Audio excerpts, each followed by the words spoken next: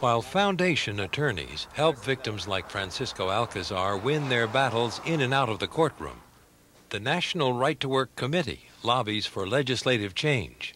The billions of dollars that are used by organized labor every couple of years in the political process is power that allows them to maintain control over legislatures. Established in 1955, the committee lobbies the Congress and state legislatures for the elimination of all forms of forced unionism. Mr. Mix says in the last few decades, legislators are increasingly supporting right-to-work legislation in states where it is not already passed. We believe that when confronted with the issue, politicians will recognize, like we do, that nearly 8 out of 10 Americans believe it's wrong to force a worker to pay dues, and we think ultimately that will lead to success, absolutely. In addition to efforts at the state level, the committee's long-term goal is passage of the National Right to Work Act, which would eliminate federal authorization for forced unionism. The federal law is what grants union officials the ability to force workers to pay dues.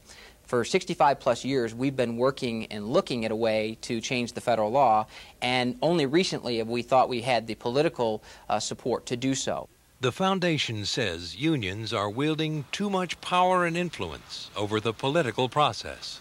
In the year 2000, we estimate that union officials spent approximately $800 million on politics at the federal and state level. The whole American political system is built on voluntary political participation. We bless that. The National Right to Work Committee, our sister organization, a voluntary group, is involved in politics.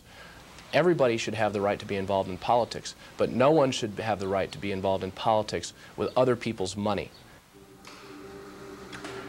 Keeping airplanes running smoothly is John Maciello's lifelong passion, whether it's working on his own two-seater or those of his employer, U.S. Airways. Several years ago, John made a decision to stop supporting the Airline Mechanics Union because he objected to the union's position on political candidates and issues. It was a decision that led Maciello and another U.S. Airways mechanic, Craig Sickler, to be fired from their jobs. Basically, they said, if you don't do it this way, you will be fired. We will move to have you terminated. And basically, to quote what I said was, you do what you have to do, and I'll see you in court. And to John's surprise, he was shown the door.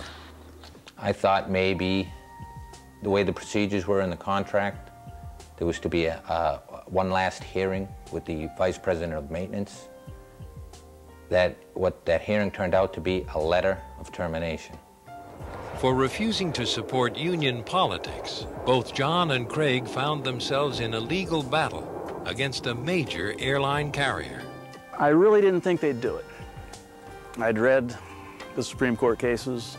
It's a First Amendment issue. I really didn't think they were going to fire me. I was disconcerted, downhearted, discouraged. Pretty much didn't think this was the way America was supposed to work.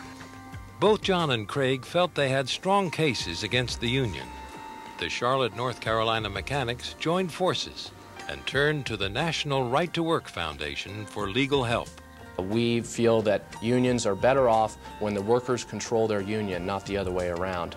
John and Craig kept money coming in through John's part-time freelance business, working on airplanes. I knew I could do something, or a number of things, in order to support my family. I'd been in this industry for 20 years. I've done side work on various things, anything from jet skis to airplanes to motorcycles, and I knew I could survive.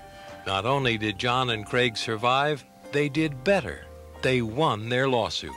We did win a very significant victory against the machinists union that, you know, when you fire people, get people fired for not supporting your political activities, you're going to pay a price. Both men were awarded punitive damages, and they got their jobs back with full seniority restored. Both continue working today for U.S. Airways. In a small way, justice was definitely served. And it was wonderful to see about 8 years of debating this issue and kind of butting heads a little bit with the political end of the union, to see that I came out on top. I mean, it was overwhelming in a sense. Getting my job back was a very good feeling. I really did want to retire from U.S. Airways. I like the job, I like the people I work with. The future for John Maciello is less clear. It was going back to work where I had been freelancing, and it's far more rewarding being out on your own than punching a clock with a union. And it was like, I'll do this for a while, and I'm still setting my direction in life, and who knows where it'll lead me. Whether it's for political, financial, or religious conflicts, people like Craig and John continue to challenge and advance the law, along with help from the National Right to Work Legal Defense Foundation. Every employee that steps forward and challenges union power with our help is helping to solve the problem of thousands of other employees who may be too timid to step forward. We're in a country that is free. We need to do whatever it takes to maintain that sense of freedom. And this is my contribution in a small way. Unions continue to offer many benefits to their workers in the form of pay increases and representation in labor disputes. But as you've just seen, not everyone who joins a union agrees with the political and religious views that are supported by organized labor. Those who disagree now have more options through court battles won by the National Right to Work Legal Defense Foundation.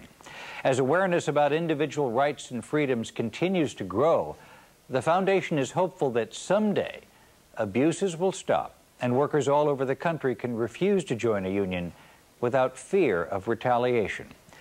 I'm Scott Simon. Thank you for watching Voices of Vision. For more information about Voices of Vision or the organization profile, visit our website at www.voicesofvision.org.